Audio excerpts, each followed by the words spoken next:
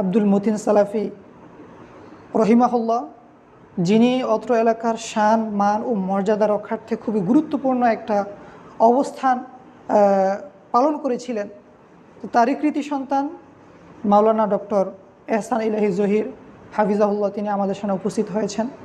আমরা যখন এই কার্যক্রম হাতে নিই, এই উদ্যোগটা হাতে নিই, তখন আমি ব্যক্তিগতভাবে ভাইয়ের সাথে যোগাযোগ করেছিলাম যে ভাই, আমরা আমাদের এলাকার যারা যুবক আছে, এই যুবকদেরকে নিয়ে আমরা প্রত্যেক দিন আসরের পরে একটা বৈঠকের আয়োজন করেছি, আপনার এখানে দাওয়াত।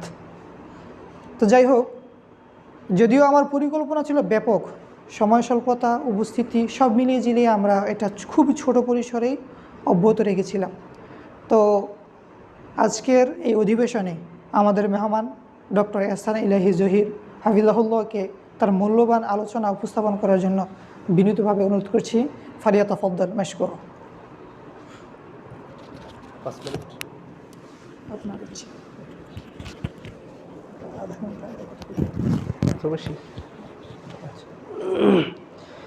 আসসালামু আলাইকুম ওয়া রাহমাতুল্লাহি ওয়া বারাকাতুহু। আলহামদুলিল্লাহি ওয়াহদাহু ওয়াসসালাতু ওয়াসসালামু আলা মান লা নাবিয়্যা বা'দা, আম্মা বা'দ। শাহরু রমাদান আল্লাযী উনজিলা ফীহিল কুরআন। যাবতীয় প্রশংসা একমাত্র আল্লাহ রাব্বুল আলামিনের জন্য, যিনি আমাদেরকে রমাদান মাসের একেবারে শেষের দিকে এসে উপনীত হয়ে পুরা রমাদানে সিয়াম সাধনা করার, কোরআন তেলাওয়াত করার, জিকির আজকার, তাসবিহ তাহলিল করার তৌফিক দান করেছেন। ওই আল্লাহর জন্য শুকরিয়া আদায় করি, সকলেই বলি আলহামদুলিল্লাহ। দরুদ ও সালাম বর্ষিত হোক মানবতার মুক্তির দিশারি মুহাম্মদুর রাসূলুল্লাহ সাল্লাল্লাহু আলাইহি ওয়াসাল্লামের উপর। রমাদান মাসের যে সম্মান কোরআন মাজিদের কারণে, সেই রমাদান মাস কিন্তু আমাদের কাছ থেকে প্রায় বিদায় নিতে চলেছে। আজকে আমরা 28তম রমাদান সিয়াম শেষ করছি। মাগরিবের পর থেকে শুরু হবে 29তম রমাদানের রাত্রি। রাসূলুল্লাহ সাল্লাল্লাহু আলাইহি সাল্লাম বলেছেন, ওই ব্যক্তির নাক ধুলায় ধূসরিত হোক যে ব্যক্তি রমাদান মাস পেয়েও তার অতীত জীবনের গুনাহগুলোকে মাফ করে নিতে পারল না, ওই ব্যক্তি ধ্বংস হোক, ওই ব্যক্তির নাক ধুলায় ধূসরিত হোক। আল্লাহ রাসূল সাল্লাল্লাহু আলাইহি সাল্লাম মসজিদের মিম্বার ওঠে 3 বার আমিন বলেছিলেন। তার মধ্যে হলো একটা, রমাদান মাস পাওয়ার পরেও যদি আমরা আমাদের অতীত জীবনের পাপগুলোকে, গুনাহগুলোকে, ভুল ত্রুটিকে মাফ করিয়ে নিতে না পারি, আমাদের মতো হতভাগা দুনিয়াতে আর কেউ হতে পারে না। তো সর্বশেষ একটা সুযোগ আল্লাহ রাসূল বলেছেন, তোমরা রমাদানের শেষ দশকের বেজোর যে 5টা রাত আছে, 21তম রাত, 23, 25, 27, 29, এই 5টা রাতে তোমরা লাইলাতুল কদর অন্বেষণ করো, মহিমান্বিত রাত আল্লাহর কাছে তালাশ করো। এই রাতটা আবার কি, খয়রুম মিন আলফি শাহর, 1000 মাসের ইবাদতের চাইতে এক রাতের মর্যাদা এত বেশি। তো 4টা অলরেডি অতিক্রম করেছে, আর আজকে হলো লাস্ট একটা সুযোগ, 29তম রাত্রি। এশার পর থেকে একেবারে সাহারি খাওয়া পর্যন্ত আমরা যাতে সারা জীবনের সমস্ত ভুল ত্রুটিগুলি আল্লাহর কাছে তুলে ধরি, আমরা যাতে আল্লাহর কাছে ক্ষমা করে নিতে পারি। আমার পরিবারে অভাব, পৃথিবীতে কেউ আমাকে সাহায্যের হাত বাড়ানোর মতো নাই, লজ্জা আমি চাইতেও পারি না, কিন্তু আল্লাহর কাছে আমি চাইব। আল্লাহ বলছেন যে ওয়াইদা সাআলাকা ইবাদি আন্নী ফাইন্নী করিব, বান্দা যখন আমি আল্লাহ সম্পর্কে জিজ্ঞেস করে, তুমি তাদেরকে বলো আমি আল্লাহর সাহায্য একেবারে তার নিকটবর্তী। মিন হাবলিল ওয়ারিদ নাহনু আকরাবু ইলাইহি মিন হাবলিল ওয়ারিদ, তার শরীরের যে শাহরগ আছে, ঘাড়ের যে প্রধান রক্তনালিকা আছে, রগ আছে, এর চাইতেও আল্লাহর সাহায্য আরও নিকটবর্তী। কিন্তু হতভাগা মুসলমান, আমরা আল্লাহকে চিনতে পারি না, আমরা আল্লাহর কাছে চাইতে পারি না, আমরা আল্লাহর কাছে বলতে পারি না আমাদের অভাবগুলো। তো আমরা চেষ্টা করব রমাদান মাসের শেষ বিদায় লগ্নে এসে এবং লাইলাতুল কদরের 4টা চলে গিয়েছে, 5ম রাত্রিতে এসে আমরা যাতে রাত্রে না ঘুমাই। প্রয়োজন আপনি বিকালে একটু ঘুমাই নেন, বা তারাবি পরে 1 ঘন্টা 2 ঘন্টা ঘুমিয়ে নেন, এরপরে রাত 12টা থেকে শেষ রাত পর্যন্ত আপনি আল্লাহর কাছে চান। ওই সময়টা আল্লাহ রাব্বুল আলামিন দুনিয়ার আসমানে নেমে আসেন, এসে দিনে ডাকতে থাকেন, কে আছো আমার কাছে চাও, আমি তার ডাকে সাড়া দিব। কে আছো অভাবী, আমার কাছে অভাব ব্যক্ত করো, আমি তার অভাবকে মোচন করে দিব। কে আছো অসুস্থ, আমার কাছে চাও, আমি তাকে সুস্থতা দান করব। কে আছো গুনাহগার, আমার কাছে ক্ষমা চাও, আমি তাকে ক্ষমা করে দিব।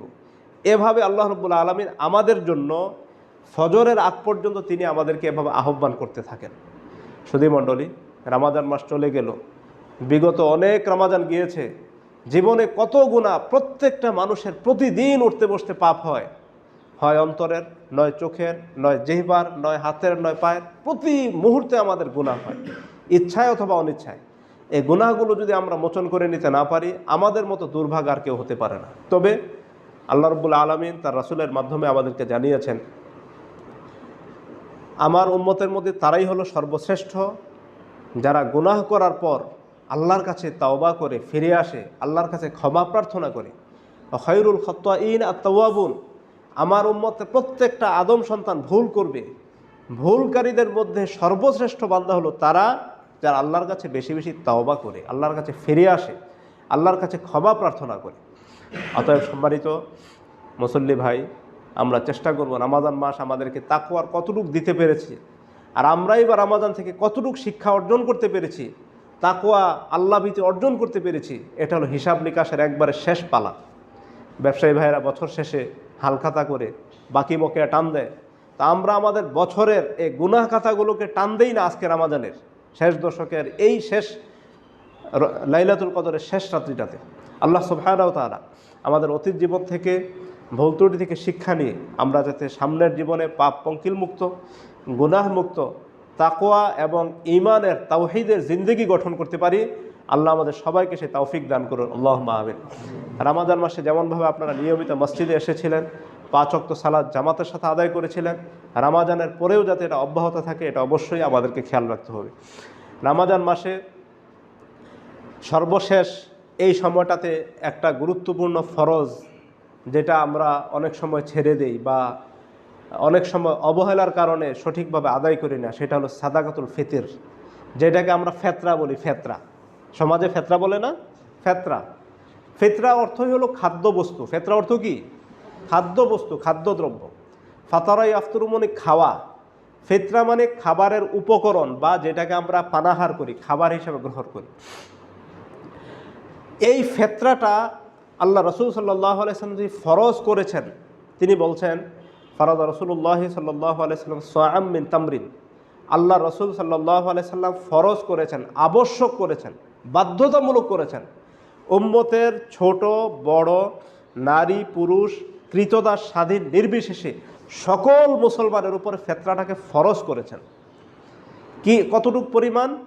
1 সা খেজুর, 1 সা জব, অথবা 1 সা পনির, অথবা 1 সা কিসমিস।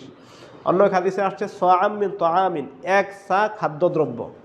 সা হলো আরবের একটা পাত্র, যেটা দিয়ে মাপে, আমাদের দেশে যেমন তেল মাপে না 1 গ্যালনে 4 লিটার, এমন একটা পাত্র। এই পাত্রটাতে খেজুর মাপলে 2.5 কেজির কাছাকাছি হয়, 2.5 কেজি বা 2400 গ্রাম, অথবা 2550 গ্রাম কাছাকাছি হয়। হাদিসে আল্লাহ রাসূলের যে ভাষ্যটা তাআম, মানে যেই দেশে যেটা প্রধান খাদ্যদ্রব্য, বেশিরভাগ মানুষ যেটা খায় নিয়মিত, এটা হলো খাদ্যদ্রব্য। আমরা তো 3 বেলা ভাত খাই, তাই না? তাহলে আমাদের প্রধান খাদ্যদ্রব্য কি? চাউল। আমাদের প্রধান খাদ্যদ্রব্য চাউল। আবার পাকিস্তানে বা বিভিন্ন দেশে, তাদের আফগানিস্তানে বেশিরভাগ হলো 3 বেলায় তাদের রুটি চলে, তারা দিবে ময়দা বা আটা অথবা গম দিয়ে। আবার আরব কান্ট্রিগুলোতে ম্যাক্সিমাম তাদের খাবার হলো খেজুর, পনির, এটা বেশিরভাগ তারা খায়, অন্য কিছু খায়, কিন্তু সেখানে তারা খেজুর দিয়ে ফেতরা দিবে 2.5 কেজি করে। তো এখন আমার পরিবারে যদি 10 জন সদস্য থাকে, তাহলে কতটুকু দিতে হবে? 2.5 দুগুণে 5, 2.5 দুগুণে 5, এভাবে করে প্রত্যেক ব্যক্তির জন্য 2.5 কেজি চাউল আপনি দিয়ে দিবেন। কি মানের চাউল দিবেন? যেই মানের চাউল দিয়ে আপনি ভাত খান, সেই মানের চাউল দিবেন। আপনি খান 28, খুদের চাউল দিলে হবে না, আপনি যেই মানের ভাত খান সেই মানের চাউল দিয়ে আপনি ফেতরা দিবেন। এমনকি যে ব্যক্তি ভিক্ষা করে মানুষের কাছে হাত পেতে চেয়ে চেয়ে খায়, তার জন্য সাদাকাতুল ফিতর ফরজ। সে মানুষ থেকে চেয়ে তার নিজের ইমানের পরিশুদ্ধির জন্য সে অন্যকে সেটা সাদাকা করবে। আল্লাহ রাসূল বলছেন, এই ফিতরাটা হলো তুহরাতাল লিসাইম মিনাল লাগবির রাফাস।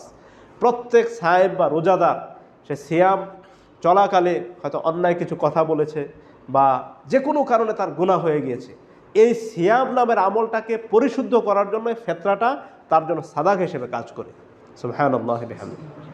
ওয়া তু'মাতাল লিল মাসাকিন, এবং সমাজের যারা মিসকিন আছে, ফকির আছে, অসহায় আছে, তাদের জন্য একটা রিজিকের ব্যবস্থা, খাবারের ব্যবস্থা হয়। অতএব সম্মানিত সুধীমণ্ডলী, টাকা দিয়ে ফেতরা কেন আদায় করা যাবে না?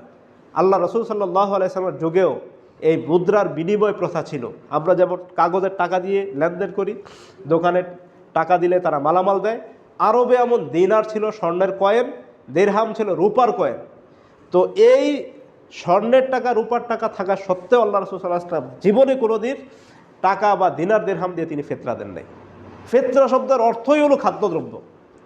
খাবার দিয়ে সমাজের বুভুক্ষ মানুষকে, অনাহারী মানুষকে, অভাবী মানুষকে খাবারের ব্যবস্থা করা, এবং যে যেটা খায় এই খাবার সাদাকার মাধ্যমে তার সিয়ামের পবিত্রতা রক্ষা করা, পরিচ্ছন্নতা রক্ষা করা, সিয়ামকে নিষ্কলুষ করা। তাই আসুন রমাজান মাসের শেষের দিকে এই আমলগুলো আমরা অধিক পরিমাণে করার চেষ্টা করি। যাদের এখনও ফেতরা দেওয়ার বাকি আছে, আপনি দেখে দেখে আপনার সমাজ যদি সামাজিকভাবে একত্রিত করার সিস্টেম থাকে সমাজে দিয়ে দেন। মাদ্রাসা থাকলে, ইয়াতিমখানা থাকলে সেখানে অভাবী দুস্থ বাচ্চাদের লেখাপড়ার জন্য দিয়ে দেন, অথবা আপনি নিজ হাতে দেখে দেখে অসহায় মানুষকে দিয়ে দিতে পারেন, জন প্রতি 2.5 কেজি করে। এটা আমাদের খেয়াল রাখতে হবে। যদি আমরা না দিই তাহলে কি হবে? আল্লাহ রাসূলের ফরজকে বিধান লঙ্ঘন করার কারণে আমার সিয়ামে ত্রুটি বিচ্যুতি থেকে যাবে। এজন্য আল্লাহ রাসূল বলে দিয়েছেন, তুহরাতাল লিস-সায়মি মিনাল লাগবি আর রাফাস। লাগু মানে অসার কথা, রফাস মানে অন্যায় কাজ। সায়েমে সিয়াম চলাকালে যে অন্যায় কথা বলেছে বা গুনাহের কাজ করেছে, এই গুনাহগুলোকে মোচনের মাধ্যম হলো ফেতরা। অতএব আমরা চেষ্টা করব যে যে ব্যক্তি ছোট্ট আছে, বাচ্চা আছে, এটাও তার জন্য জানের সাদাকা। আমরা অভিভাবক হিসেবে আমরা ইনশাআল্লাহ সেটা দেওয়ার চেষ্টা করব ইনশাআল্লাহ। সুধীমণ্ডলী, পরিশেষে সবার প্রতি একটা আহ্বান, রমাজান মাস আমরা কে কতটুকু তেলাওয়াত করেছি আমরা জানি। আমরা শেষের দিকে চেষ্টা করি তেলাওয়াতটা আরেকটু বাড়ানোর জন্য। আজকে লাস্ট লাইলাতুল কদরের মহিমান্বিত রজনী, আমরা চেষ্টা করব রাত জেগে জেগে আল্লাহর কাছ থেকে আমাদের অভাব অনটন, গুনাহ খাতাকে মোচন করা, পরিবারের সুখ সমৃদ্ধি, এলাকায় ইসলাম কায়েম, মুসল্লি সমাজের যুবকদেরকে মসজিদমুখী করা, মা বোনদেরকে পর্দার অনুসারী করা, সমাজে যাতে রহমতের আল্লাহ রহমত আসে, আমরা সেজন্য সবার জন্য পরস্পরের জন্য দোয়া করবো ইনশাআল্লাহ। আল্লাহ সুবহানাহু ওয়া তাআলা এই রমাজান থেকে আমাদেরকে তাকওয়া অর্জনের প্রশিক্ষণ নিয়ে সারা মাস যাতে আমরা মুত্তাকি হিসাবে, মুসল্লি হিসাবে, সিয়াম পালনকারী হিসাবে সমাজের জন্য অবদান রাখার জন্য আল্লাহ আমাদের তৌফিক দান করে, আমাদের নিজেদের ঈমানকে উন্নত করার জন্য আল্লাহ আমাদের তৌফিক দান করে, আল্লাহ আমাদের সবাইকে সেই আমলগুলো বাস্তবায়ন করার তৌফিক দান করুন, আল্লাহুম্মা আমিন। পরিশেষে আপনাদের সবাইকে আন্তরিক ধন্যবাদ জানিয়ে, এবং আপনারা যারা নিয়মিত মসজিদে বসে মসজিদকে আলোকিত করেছেন, ইবাদত করে মসজিদকে আলোকিত করেছেন, আল্লাহ সুবহানাহু ওয়া তাআলা আমাদের সবার আমলগুলোকে কবুল করার মাধ্যমে আমাদেরকে তাকওয়াবান হিসেবে গড়ে ওঠার তৌফিক দান করুন, আল্লাহুম্মা আমিন। ওয়া আখিরু দাওয়ানা আলহামদুলিল্লাহি রাব্বিল আলামিন। সুবহানাকা আল্লাহুম্মা বিহামদিকা আশহাদু আল্লা ইলাহা ইল্লা আনতা আস্তাগফিরুকা ওয়া আতুবু ইলাইক। আসসালামু আলাইকুম ওয়া রাহমাতুল্লাহি ওয়া বারাকাতুহু।